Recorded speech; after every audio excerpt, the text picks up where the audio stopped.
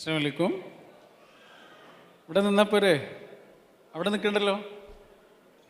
അവിടെ നിന്നാൽ പ്രസംഗമായി പോവും. അതുകൊണ്ടാണ് അത് ഒഴിവാക്കി, പ്രസംഗം ആവാതിരിക്കാൻ വേണ്ടിയിട്ട്. എനിക്ക് തോന്നുന്നത് ഈ അടുത്ത കാലത്ത് പങ്കെടുത്ത പരിപാടികളിൽ ഏറ്റവും സന്തോഷം തരുന്ന ഒരു പരിപാടിയിലാണ് ഇപ്പോൾ പങ്കെടുത്തുകൊണ്ടിരിക്കുന്നത്. അതിൻ്റെ കാരണം പറയണ്ടല്ലോ. ഇതിനൊരു മഴവിൽ ഭംഗിയുണ്ട്. അതാണ് അതിൻ്റെ കാരണം. പടച്ചോന് ഏറ്റവും ഇഷ്ടമുള്ള കാര്യം എന്താണെന്നറിയോ? മനുഷ്യരുടെ ഐക്യമാണ്. പടച്ചോന് ഏറ്റവും ഇഷ്ടമില്ലാത്ത കാര്യം എന്താണ്? മനുഷ്യർ ഭിന്നിക്കുന്നതാണ്, അല്ലേ? അതുകൊണ്ടാണ് ഇസ്ലാമിൽ ഡിവോഴ്സ് ചെയ്യാന്നുള്ളത് തെറ്റായൊരു കാര്യമല്ല, ഹറാമല്ല. അത് അനുവദനീയമാണ്. അങ്ങനെ ഒരു സാഹചര്യം ഒരാൾക്കുണ്ടെങ്കിൽ അനുവദനീയമാണ്. പക്ഷേ പടച്ചോന് ഏറ്റവും ഇഷ്ടമില്ലാത്ത അനുവദനീയമായൊരു കാര്യമാണ് അത്. അതിൻ്റെ കാരണം എന്താണ്? എല്ലാം കൊണ്ടും യോജിച്ചു വന്ന രണ്ടാളുകൾ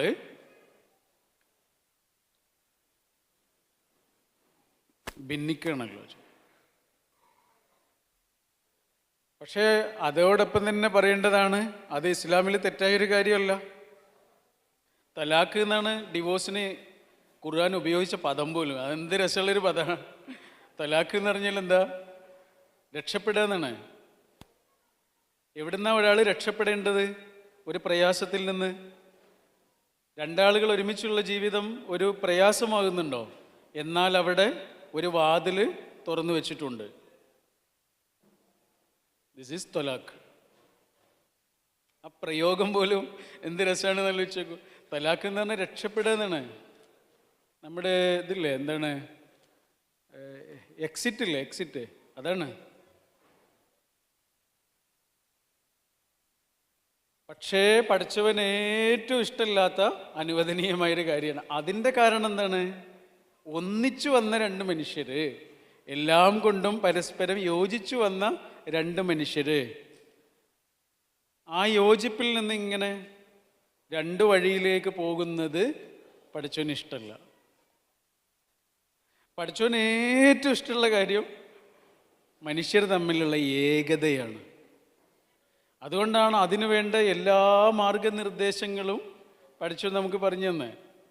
അപ്പം ശരിക്കും ഒരുമ എന്ന ഈ കൂട്ടായ്മ ഉണ്ടല്ലോ, ഇത് നമ്മുടെ നാടിന് നിങ്ങൾ കൊടുക്കുന്ന ഒരു വലിയ മെസ്സേജാണ്, ചെറിയൊരു കാര്യമല്ല. ഇത് ശരിക്കും നിങ്ങൾ തന്നെയാണ് ഇതിന് അർഹതയുള്ള ആളുകളും. ഇസ്ലാമിൻ്റെ പ്രകാശം ഇന്ത്യയിലേക്ക് ആദ്യമായി കടന്നു വന്ന കൊടുങ്ങല്ലൂരിൻ്റെ അയൽപ്പക്കത്ത് നിന്ന് തന്നെ ആരംഭിക്കാം ഈ വലിയൊരു മെസ്സേജിൻ്റെ ആരംഭം. പ്രാചീന കേരളത്തെക്കുറിച്ചുള്ളൊരു ഹിസ്റ്ററി എഴുതിയിട്ടുള്ള നല്ല മനോഹരമായൊരു പുസ്തകമുണ്ട്. ഡോക്ടർ കെ എം പണിക്കരാണ് എഴുതിയിട്ടുള്ളത്. ഡോക്ടർ കെ എം പണിക്കർ കോൺഗ്രസിൻ്റെ ചരിത്രം എഴുതിയിട്ടുള്ള ആളാണ്. 1950കളിൽ കേംബ്രിഡ്ജിൽ നിന്ന് ഹിസ്റ്ററി പഠിച്ചിട്ടുള്ള ആളാണ്. വല്ലാത്തൊരു മനുഷ്യനാണ്. അദ്ദേഹം എഴുതിയ പ്രാചീന കേരളത്തിൻ്റെ ചരിത്രമുണ്ട്. അതിൽ കൊടുങ്ങല്ലൂരിനെ കുറിച്ച് പറയുന്നൊരു ഭാഗമുണ്ട്. ഇസ്ലാം ആദ്യമായി കടന്നു വന്നതൊക്കെ ആയിട്ട് ബന്ധപ്പെട്ട് പറയുന്ന ഭംഗിയുള്ള ഒരു രൂപമുണ്ട്. അതെന്താണെന്നറിയോ? അറബികൾ കച്ചവടക്കാരായിട്ടാണല്ലോ വന്നത്. അവർ കച്ചവടത്തിനാണല്ലോ വന്നത്. അങ്ങനെയും കൂടി ഉണ്ട്. ഇസ്ലാമിക പ്രബോധനത്തിന് വന്നതല്ല. കാരണം അതൊരു ജോലിയൊന്നുമല്ല. ഒരാൾ എന്താണോ, ഒരാൾ ഡ്രൈവറാണെങ്കിലും ഡോക്ടറാണെങ്കിലും എൻജിനീയർ ആണെങ്കിലും കച്ചവടക്കാരനാണെങ്കിലും എന്താണെങ്കിലും അയാൾക്ക് അയാളുടെ ഉള്ളിലൊരു ജോലി ഉണ്ട്, അയാൾക്കൊരു മിഷനുണ്ട്. അതെന്താണ്? അയാളുടെ ഉള്ളിലുള്ള പ്രകാശമില്ലേ, ആ പ്രകാശം ചുറ്റുമുള്ളവർക്ക് ഇങ്ങനെ കൊളുത്തി കൊടുക്കുക. ഇതാണ് അവർ ചെയ്തിട്ടുള്ളത്. അല്ലാതെ ഇസ്ലാമിക പ്രബോധനത്തിന് വന്നതല്ല, അവർ ജീവിക്കാൻ വന്നതാണ്. അവർ ഭംഗിയായിട്ട് അവരുടെ കച്ചവടം നിർവഹിച്ച് നമുക്ക് ഇങ്ങോട്ട് പലതും തന്ന് നമ്മൾ അവർക്ക് അങ്ങോട്ട് പലതും കൊടുത്തവർ പോയി. അതിൻ്റെ പേരാണല്ലോ കച്ചവടം, അല്ലേ? അതുകൊണ്ടാണ് ഇന്ത്യക്കാർക്ക് ബ്രിട്ടീഷുകാരോട് യുദ്ധം ചെയ്യേണ്ടി വന്നിട്ടുണ്ട്, ഡച്ചുകാരോട് യുദ്ധം ചെയ്യേണ്ടി വന്നിട്ടുണ്ട്, ഇതൊക്കെ ചെയ്യേണ്ടി വന്നിട്ടുണ്ട്. എന്നാൽ ഇവരുടെയൊക്കെ മുമ്പ് ഇന്ത്യയിലേക്ക് വന്ന ആളുകൾ അറബികളാണ്. അറബികളോട് യുദ്ധം ചെയ്യേണ്ടി വന്നിട്ടില്ലല്ലോ. അറബികളോട് നടത്തിയ ഏതെങ്കിലും ഒരു യുദ്ധത്തിൻ്റെ പേര് നമ്മളാരെങ്കിലും കേട്ടിട്ടുണ്ടോ? ഇല്ല, അങ്ങനെ സംഭവിച്ചിട്ടില്ല. അതെന്തുകൊണ്ടാ? അറബികൾ കീഴടക്കാൻ വന്നവരായിരുന്നില്ല, അവർ കച്ചവടം ചെയ്യാൻ വന്നു. നമ്മൾ പലതും അങ്ങോട്ട് കൊടുത്തു, അവർ പലതും ഇങ്ങോട്ട് തന്നവർ പോയി. അപ്പോൾ അങ്ങനെ കൊടുങ്ങല്ലൂരിൽ ഇവർ കച്ചവടം ചെയ്യും.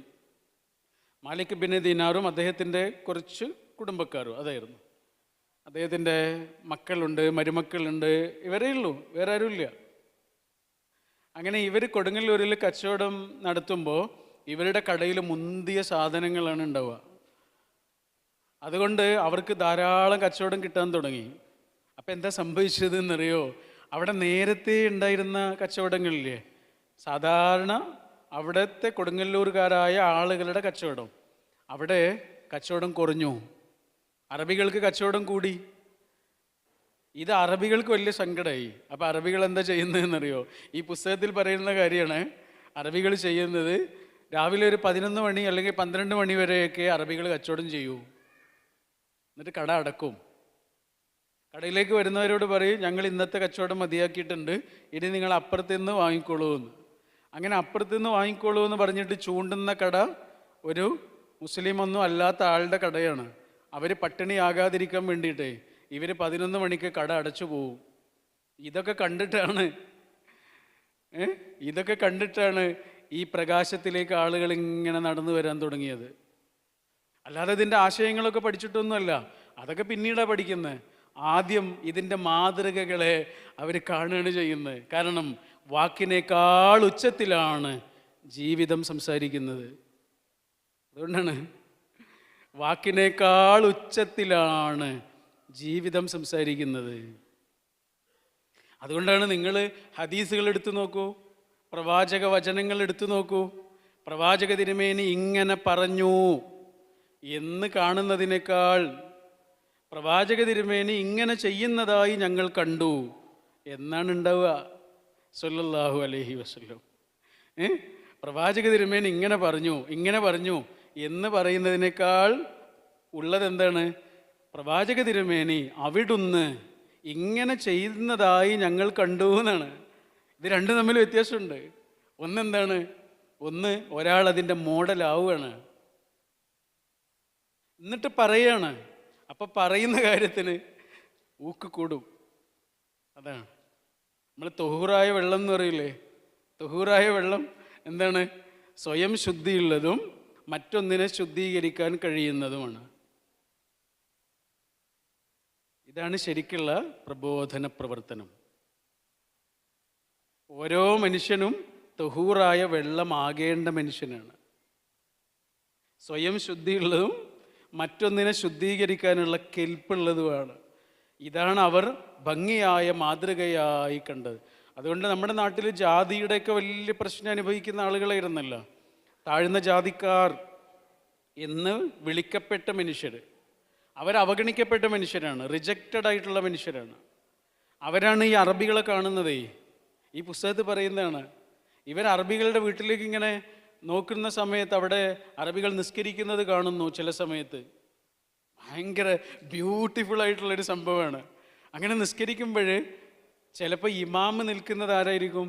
ആ വീട്ടിലെ ജോലിക്കാരനായിരിക്കും. അവിടുന്ന് വന്നതല്ലേ, ചിലപ്പോൾ ജോലിക്കാരനായിരിക്കും ഇമാമ് നിൽക്കുന്നത്. അപ്പം പിറകിലായിരിക്കും ആര്?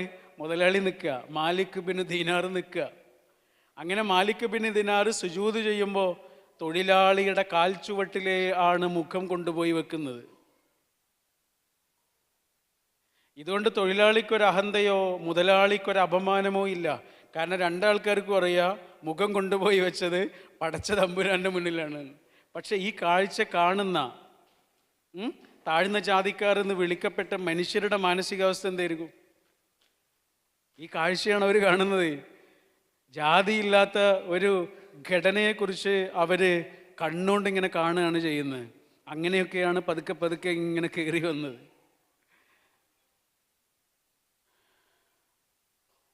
ഒരു മനുഷ്യൻ്റെ ഏറ്റവും വലിയ ഗുണം എന്ന് പറയുന്നത് ശരിക്ക് ഈ അർത്ഥത്തിൽ എല്ലാതരം മനുഷ്യരെയും ഇങ്ങനെ വെൽക്കം ചെയ്യാൻ കഴിയുന്ന തരത്തിലേക്ക് ഒരാളിങ്ങനെ മാറുന്നതിൻ്റെ അനുഭവമാണ്.